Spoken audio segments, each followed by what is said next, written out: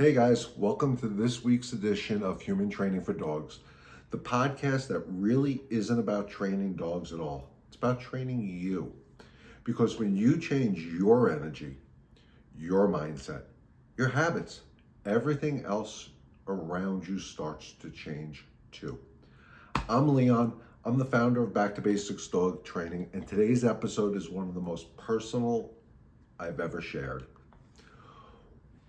Welcome to see episode 7 of Human Training for Dogs, how my dogs taught me to help my family, help my daughter through our darkest times. Most people know me as a dog trainer. That's reality. I get hired, I help you guys out, you know me as the dog trainer. But not many of you guys know the man behind the leash. What they don't see is how the lessons my dogs, your dogs taught me ended up saving my family. When my daughter was 13, she started struggling with severe anxiety and depression. It got to the point, guys, where she was self-harming, had suicidal ideology. And I'm telling you now, as a parent, there is nothing that prepares you to deal with that. There's nothing, guys. There is no leash you can grab, no command you can give to make it stop. Because believe me, I tried. I can fix this. That was my mindset. Guys, I can't. You can't fix it. But what this podcast, this episode is all about is how I use some of the philosophies and most of the philosophies I use every single day when I'm working with you guys that actually helped my daughter get through this. So, it took me a while, guys, but here's what I realized. After so many hospitalizations, the same principles I teach you every single day, the ones I thought were just for dogs, was exactly what my daughter needed from me. The 3 N's. We talked about it in previous episodes of this. Anybody who's listened to my Facebook Lives, I've had the privilege of being in your home, hears me talk about my 3 N's all the time. Let's start with the first one. No anger. She didn't need me being angry. She didn't need me being angry about the situation that we were in. She didn't need me being angry at the doctors for not giving me the answers I wanted to hear. She didn't need me being angry because for one of the first times in my life, I felt scared. I felt helpless. There's nothing I can do. That built up an anger in me. My daughter did not need that at that time, or at any time. Nobody needs anger. So I made a conscious decision. And guys, it wasn't easy. I'm a man. I have an ego. I'm supposed to control this. I'm supposed to protect my daughter. I refused to let that turn into the frustration to help her. If that makes sense. Guys, when you get angry, we get frustrated. We know this. And the more anger and the more frustration you get, you don't see the world around you. And this is what I try to teach people. So let's hit the second end. No frustration. Progress wasn't linear.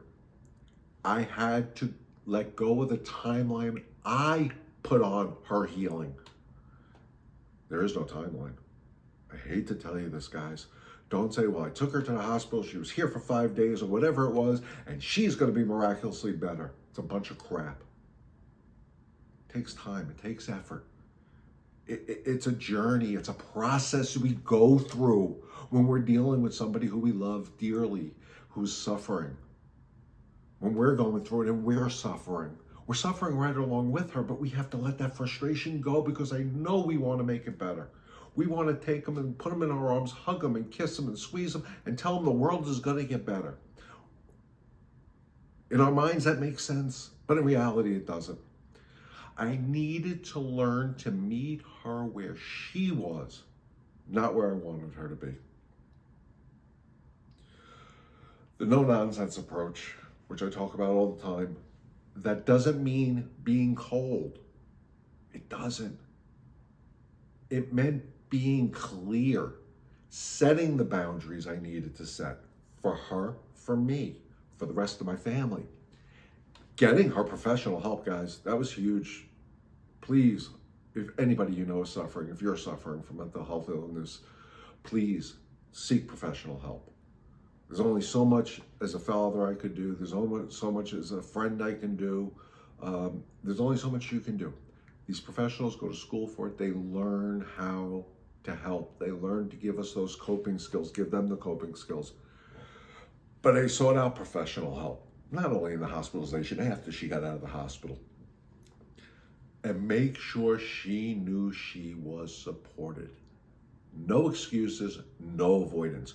We looked at the issue that was going on and we chose to meet it head on, getting help, communicating properly with each other, everything to try to help her through these dark times. Guys, this is real. I don't know how else to say it. It was a very hard time. And I always say that her ability, because I hate using the word disability, actually helped me become a better person because I had to realize what was going on. And by doing that, the only way I was able to actually accomplish these steps is using my 4 C's of dog training. Calm.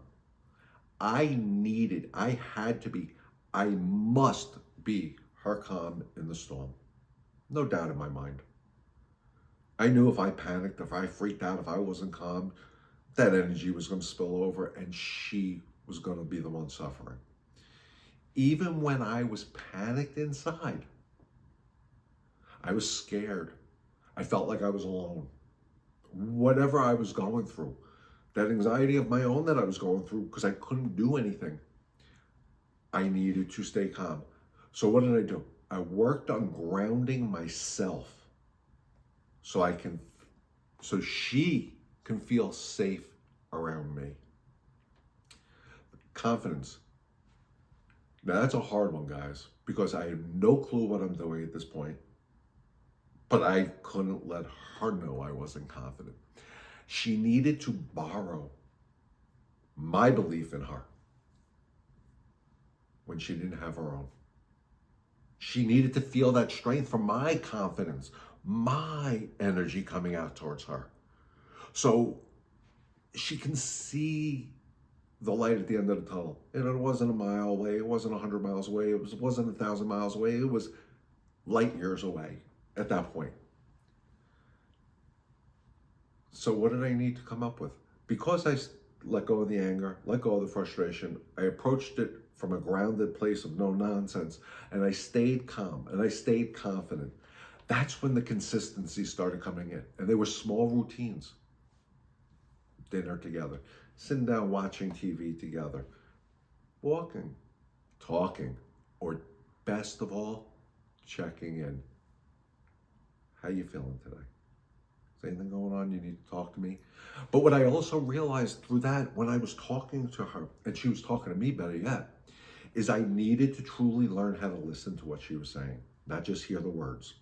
And to truly learn how to listen to what she was saying, while she was talking, I stopped trying to come up with solutions to help her. I listened. I truly listened to what she was saying. And then after she was done is when I started trying to come up with ways that maybe I can guide her and coach her and help her, not while she was talking. I think a lot of us make that same mistake. And as somebody's telling us their problems, we're trying to come up with solutions to their problems. But when you're trying to come up with solutions, you're not really hearing everything they're saying. And that's part of learning how to be calm and be in that space. So by doing that, by staying consistent like that, I became her anchor every day. And over time, that gave us some control. Some control, guys. Not control over her thoughts. Couldn't do that. But control over the environment and the energy we created together. And again, guys, this was all taught to me by my dogs, your dogs. You know, yes, it definitely helped that we sought out professional help. And I want to make that real clear. I did not do this alone. We sought professional help. Therapy was critical. It was crucial because I don't know it all. And I had to admit to myself that I didn't know it all and I couldn't fix this. So this is real, guys. Seek out professional help.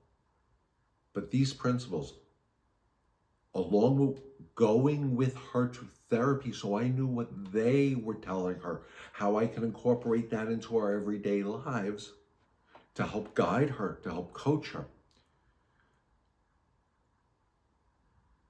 But these principles, taught to me by the very dogs I work with, gave me the framework to show up every single day for her.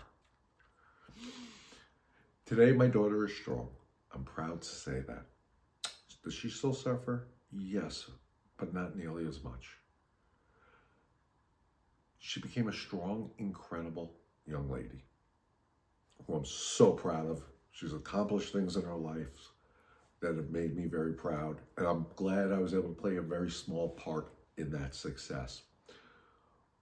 But I know we got there because we faced these moments together, step by step, using the same tools I talk about on this podcast, same tools I talk about when I'm in your homes working with you guys and your dogs to help you have that happy, better life. So if you're listening to this today and you're going through something heavy, whether it's with your kids, your spouse, just yourself, remember, calm confidence, consistency, consistent leadership doesn't just change dogs, it changes lives. And that's what this is about. So remember, no anger, no frustration, no nonsense. Along with the calm confidence, consistency, you will have some control. It worked for me. It worked for my family. It can work for you and your family.